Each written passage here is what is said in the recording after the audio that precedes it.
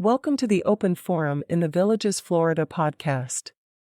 In this show, we talk to leaders in the community, leaders of clubs, and interesting folks who live here in the Villages, to give perspectives of what is happening here in the Villages, Florida. We hope to add a new episode most Fridays at 9 a.m.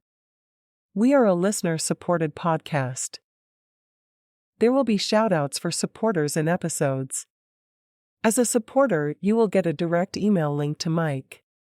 In Season 5, we are making significant improvements and changes on an ongoing basis. Now you can help me afford to keep making this podcast by becoming a supporter. First, a quick note about the podcast. It's available because I absolutely love doing it, despite the fact that it costs me probably more time than I can actually afford. Now, I can't buy back my time, but there is one thing that you can do that would be really helpful. And that is, help me to afford making this podcast. You can do that by going to the website, openforuminthevillages.com, and clicking on the supporter box and making a small donation of $3 to $10 a month, and you can cancel at any time. Really, a small donation of $3 will still make a difference, and I'd really appreciate it. If you have a book that you would like to turn into an audiobook, let us know via email to mike@rothvoice.com. Hope you enjoy today's show.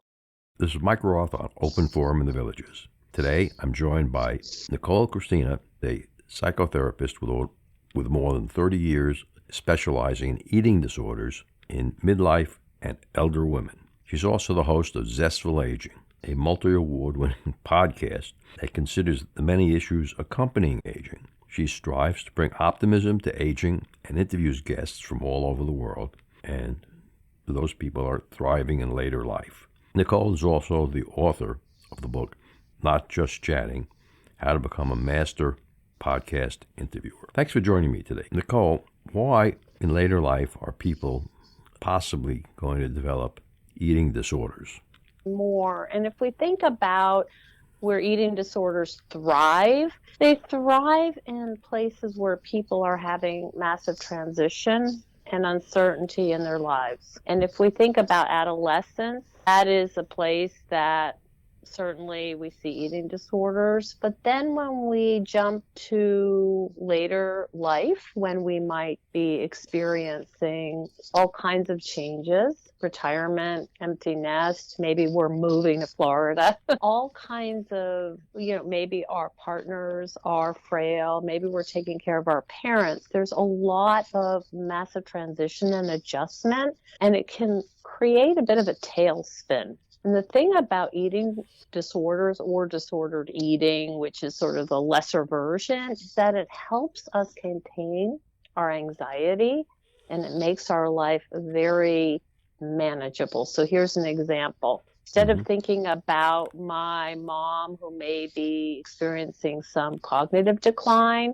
I'm focusing on how many carbs I'm not eating or how many hours at the gym I'm spending, or I might be weighing my food, or I might be fixated on getting particular, supposedly clean ingredients. So it's a way of sort of distilling our lives that can be a wonderful distraction to some of the complications that happen as we age.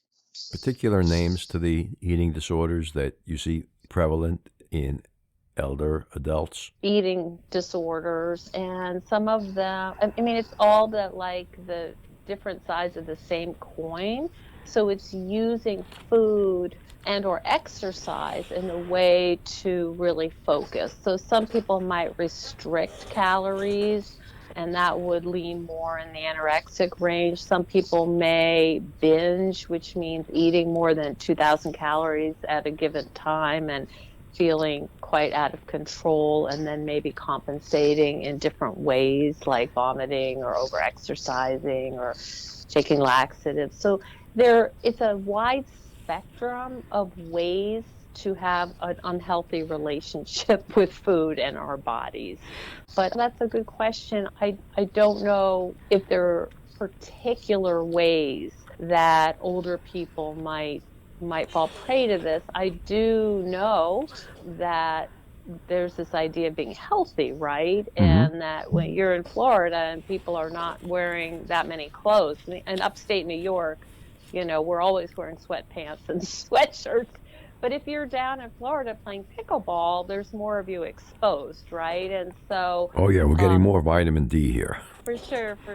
So, my thought would be that people would say, I'm not going to eat this, I'm going to skip this, I'm going to not eat any fat or not eat any carbs, with the idea that their bodies are quite open for assessment from their peers. And I know that it kind of can, how shall I say, it can be disguised as I'm eating healthy. And when I do an evaluation on someone and I ask them about eating and I say, tell me about eating, and they say I eat very healthy, I know now to ask the follow-up questions, which is, what does that mean? Mm-hmm. And when they say I don't eat any fat, or I only eat 1,200 calories, then I know there's more to learn. We do a lot of work with the prevention of Alzheimer's, and one of our major supporters is Dr. Craig Curtis, and he's talked a lot about the mind diet. Have you heard of that? I haven't. I mean, I'm very familiar with a lot of the different, preventing cognitive decline, but tell me more about the mind diet. I'm going to attempt to remember the way he described it as a diet, which is based on the Mediterranean diet, mm-hmm. but is, a little bit stricter in that you can only eat meat once a month, and most of your protein is going to come in from fish or plant-based materials. Mm-hmm. Yeah, there's a lot of controversy about that. And the thing that's so interesting, and I might get in trouble for saying this, is that eating is important, but not as important as sleeping well. And we all want to avoid cognitive decline. And it seems very tempting to say, if I don't eat meat, we all want to do whatever we can. And unfortunately, it becomes kind of a matter that could be an over-controlled, right? It's like, oh, I can't go to a birthday party because I can't eat sugar, so I'm not going to have cake. And so then the question becomes, what's the trade-off here? Are you not doing social things because they're going to have a cake or stuff that isn't on, what we call quote-unquote healthy diet? Mm-hmm. And we can get into trouble restricting and being really rigid. I am one who, I don't eat processed food. I mean, that is I just don't do it because we know that's just crap for you in many ways. And I think that if people are looking for good guidelines, they might, I had a guest on and I loved how she distilled it. She said, don't eat processed foods, decrease sugar, and take a walk. And I thought, now that's a guideline that makes sense, that can, be really helpful. What happens is if we get too stringent on some of these kinds of diets, then we are like, oh my gosh, I ate a hamburger, and we worry and stress and obsess about the fact that I just had a hamburger and white flour, which turns out to be worse than the actual hamburger. So we don't want to get into a situation where we're so fixated on being healthy, there's actually a name for that it backfires. And that's my concern. Mm-hmm. Yeah, I did a show with a pathologist, a retired, mm-hmm. and he compared sugar to a narcotic drug where it's addictive. Mm-hmm. And we actually did an experiment inside the show where he brought us a solution, a herb that we put on our tongues, and then we couldn't taste the sugar in candy. We only could taste the flavor. It was a very interesting experiment. And one of the things that he convinced me to do in the show was to eat whole grain barley as a health food, and have to buy it from Amazon. You can't find it in your local supermarket. And I really think it's helping. What is it helping? Just I feel physically better. Mm-hmm. Okay. And is that something that's related to sugar absorption or just general good health? Oh, it's the avoiding of sugar. Yes. You can't avoid it completely. But if you avoid eating that extra slice of chocolate cake, yes, which I love, I find that it makes it a lot better, okay? Yes. And the other side, of what you were talking about is sleep, because Dr. Curtis does talk about sleep, and we will be putting a 30-second spot in here for Dr. Curtis. How many hours of sleep do you, as a psychotherapist? I know that sleep gets more difficult as we age, and there's a whole body of research out there, so I don't want to overstep what my expertise is, but it's not a luxury, and we should do whatever we can to sleep well. The things that I know are to keep a cool room, and even in upstate New York, I'll crack the window unless it's way below zero, and it to be very, very dark. Those are the things that I'm familiar with, but there are people who are experts. There's a woman I had on my show, and her podcast is Sleep is a Skill. And when we're not sleeping, I do know we're not cleaning out the garbage in our brain, and people, that's a risk for Alzheimer's. But that's about all I can say on that. We're going to take a break now and listen to Dr. Craig Curtis. Dr. Curtis, what is one thing that people can do to help their brain? One of the best things they can do comes down to the choices every day. Getting lots of sleep, for example. Getting the proper amount of sleep, for example. And what does that mean? How many Approximately hours? 7 to 9 hours of sleep per day is what's currently recommended. Good. Thank you. With over 20 years of experience studying brain health, Dr. Curtis's goal is to educate the Villages community on how to live a longer, healthier life. To learn more, visit his website, craigcurtismd.com, or call 352-500-5252 to attend a free seminar. I'm much more in the know about eating disorders, disordered eating, and people who, nobody wakes up and says, I want to have an eating disorder. I want to just think about food all day long, how much I've worked out, how much I haven't worked out, what I ate, what I should eat, what I don't eat, what I want to eat. That is not a fun life. I mean, it really clouds our minds and it takes the joy out. So if you think about maybe some of your guests going to a birthday party, let's say for their grandchild, and it's hard for them to enjoy the festivities because they're thinking, oh my gosh, there's sugar in that cake, there's white flour in that cake. Well, no one's asking you to have, 6 pieces, but having a moderate slice or a reasonable slice, that is not what we're talking about. We're talking about the day in, day out, sugary drinks, processed food. That's what's going to get you into big trouble. So these are more general guidelines, and what I see in my practice are people like my office is right near Syracuse University. I have really talented faculty, talented students, and they come and they say, I can't focus because I had a donut today. And that was 6 hours ago, and that's all that they can think about. That is really robs us of our joy and our vitality. Yeah, I understand that. Let me switch back to the exercise and get your opinion of this.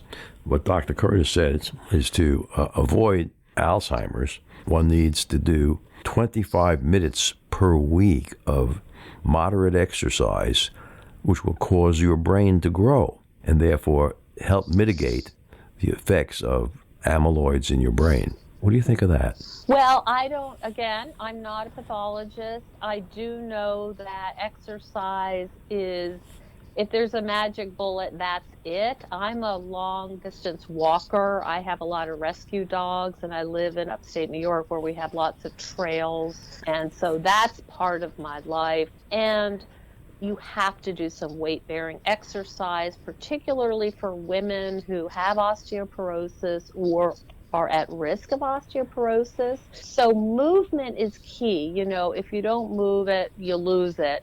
One thing I want to make a plug on, and this is going to sound kind of weird because I think it's a little kind of esoteric, but I love the rebounder, which is a mini trampoline. And it is wholly endorsed by NASA because they use it with their astronauts. And I know that's kind of a local group for you. For people who are not terribly stable, you can get a stabilizer bar. So the thing that's so lovely about this is it's a mini trampoline, and every muscle gets exercised because it's a gravity thing. You jump up, there's no gravity, and then you come down and there's lots of gravity.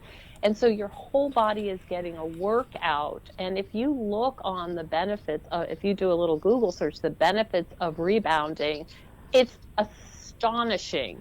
Now, what was the name of the product again? It's a rebounder. I have a particular kind. You don't want to get a cheapie, because what you don't want is to, fall and have it break. Mm-hmm. It's really good for lymphedema, for women who have had breast cancer and mastectomies. What happens is a lot of scar tissue builds up, right? Mm-hmm. And so the lymph has no place to go, and that's your garbage truck. That's the system of cleaning out the garbage. So people I know don't want to look puffy.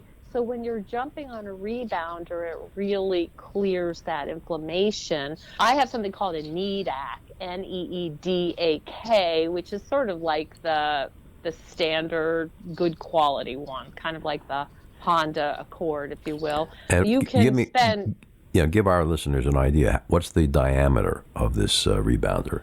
Ooh. Boy, diameter. 2 feet, 3 feet, 4 feet? More, yeah, I'm going to say 3.5 feet. Mm-hmm. But the thing that's lovely about it is I don't use a stabilizer bar, because I've been doing this for 20 years, but you can get a bar, so you're holding onto something and you're gently jumping. And the thing that is so crazy about it is you literally can't be in a bad mood when you get off, because it's this sort of rather childlike exercise, right?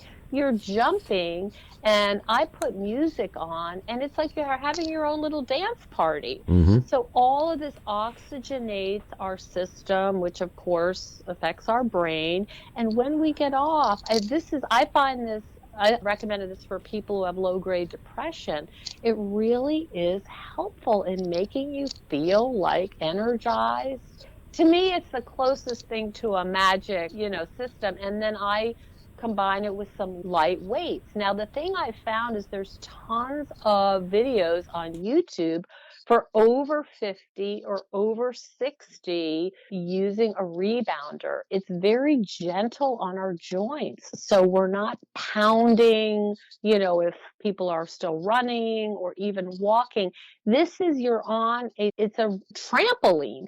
So your knees are super happy, and they're not feeling like they're being smashed down on asphalt. Mm-hmm. Is this something people could buy on Amazon? I'm sure they can. Again, I would really recommend you get one that is a good quality. And by good quality, we're talking about like not under $200. I would check out, I don't have any financial stake, but there's a thing called NEEDAK, which is very well regarded, NEEDAK.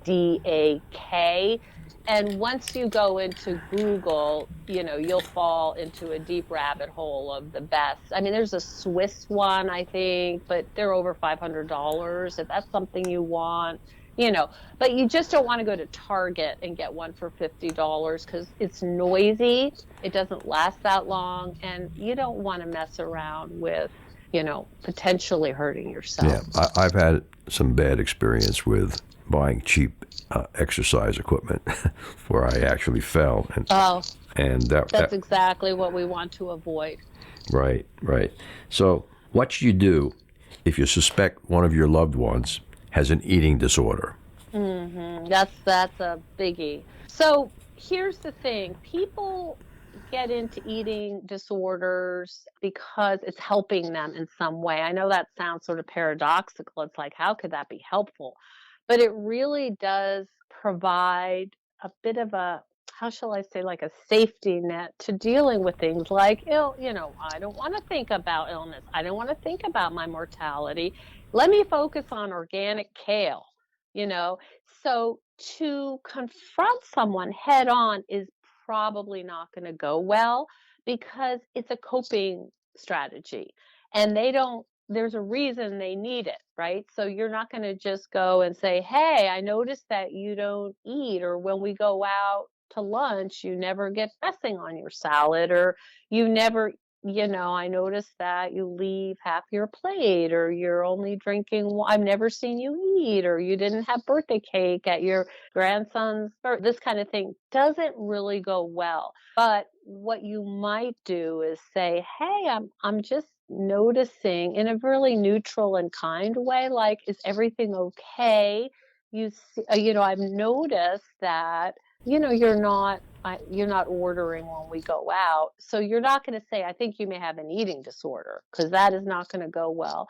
But I think just in a gentle way, say, how's things going? What's happening? I noticed we used to go out and split a pastrami sandwich, and now you're taking all the bread off and you're eating, what's Right. going on? Right. To be really gentle. When I was in business, I had some client like that just unbelievably light eaters, and I thought they were anorexic looking. Never mentioned it. I wanted to keep them as clients. Well, my grandmother, up to the day she died, I'd bring her deli, and she wouldn't eat the rye bread. And I'm like, this woman has been through, the Holocaust and everything, and she doesn't want to eat rye bread. Something's wrong here, to her dying day. So there are books. One that I really like is When Your Loved One Has an Eating Disorder. You can get that on Amazon. It's not a new book, but I really like it. And the other thing you can do is go online. There's an association that might be helpful called NEDA, NEDA, which is the National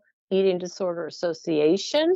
So, there are places, there are resources. Don't expect to be a hero. People do not like to be, shall I say, confronted with this. Rescue, because, right. Yeah, so we see this really... Be someone's choice. Nicole, what are some of the best resources that you can go to in your particular area if you suspect that your loved one is suffering from an eating disorder? Well, the national one would be NEDA, which is the National Eating Disorder Association. I'm in upstate New York, you're in Florida, so we would have different state associations. I would start there, and don't expect it to be terribly pleasant. We see this in families all the time when, if we have a young adult or even an adult in their 30s and the parents want to talk about their concerns, it can be very divisive and pretty not fun. So, like, for example, if you have a grandchild who you think might be getting into trouble, I would maybe talk to the parent and just do some gentle inquiry, like, hey, we were going to go out for ice cream, but you're not, you're saying you don't want to do that because you don't want to get fat. Tell me about that. What are your concerns? What are your worries? And to see if you can, be a support for that person and just gently try to understand what's behind their, refusal to eat, something that we might consider like a luxury food. Right. Well, here in the villages, one of the local jokes is that the men and the women always look like they're pregnant. And that's because people are overeating, in my opinion, or B, there are a lot of cases of diabetes. And when the diabetes sets in, they grow heavier. And that's a terrible disease. Yeah. And this is maybe for a conversation for another day, but our food system is so broken. And even if you really try to eat well, the soil's depleted, right? So even if you have the resources and and you're buying organic veggies and organic meats and all this stuff, we live in a place where you can't even pump gas, and they're yelling at you about buying Oreos on the little on LED screen. Exactly. You cannot, literally, you can't get away from it. And you had that great example about your guest coming on and how sugar is so pervasive. It is addictive.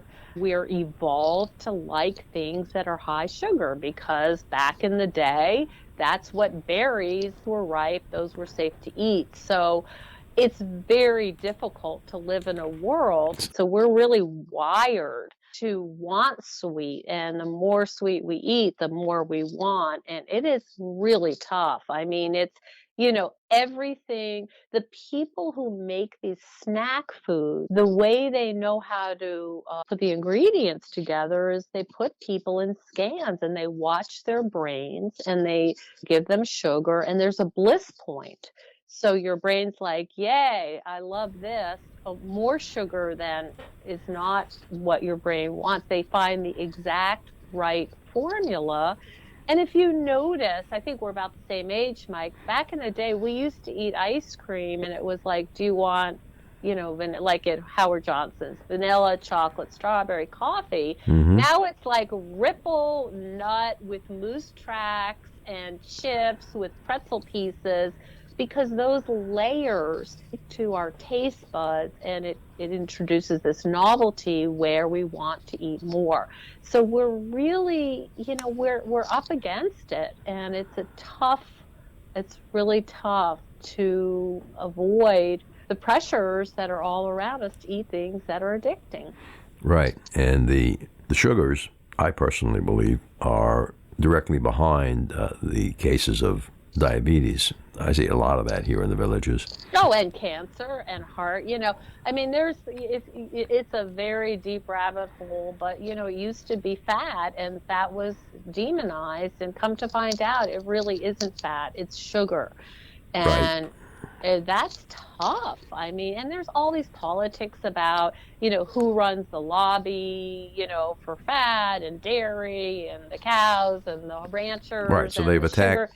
attacked our cholesterol intake, putting a great many older adults on statin drugs, which have unintended side effects. Yes. But in fact, the cholesterol may not be all bad. That's right. So that's right. So that's why I love going back. I mean, it sounds like you have people who are experts who are giving this great advice, but if it becomes too restrictive and complicated, I would just say stay away from refined foods, decrease your sugar, and if you can, take a walk. And if you can't take a walk, consider getting a rebounder. Okay, well, I like that rebounder idea, and I like the walk. And the thing that Dr. Curtis made very clear is that it should be a moderate-paced walk, not a slow stroll, because that will really help your body get back into shape or change your odds. But a slow stroll is better than nothing, and the problem is that most Americans do nothing. So I always get a little worried when we say, hey, it better be moderate. Well, moderate's great, but slow is better than nothing. And if all you can do is go slow and you're with your people, that is adding years to your life for sure, because you're getting the circulation and all this. So yes, if you can do it, but if you have arthritis or you've had hip replacement or all of these things, just keep moving. Great. Thanks a lot for being with us today, Nicole. It's a pleasure. Thank you, Mike. Remember, our next episode will be released next Friday at 9 a.m. Should you want to become a major supporter of the show or have questions, please contact us at mike@rothvoice.com. This is a shout-out for supporters Tweet Coleman, Ed Williams, and major supporter Dr. Craig Curtis at K2 in the Villages. If you know someone who should be on the show, contact us at mike@rothvoice.com. We thank everyone for listening to the show. The content of the show is copyrighted by Roth Voice 2024, all rights reserved.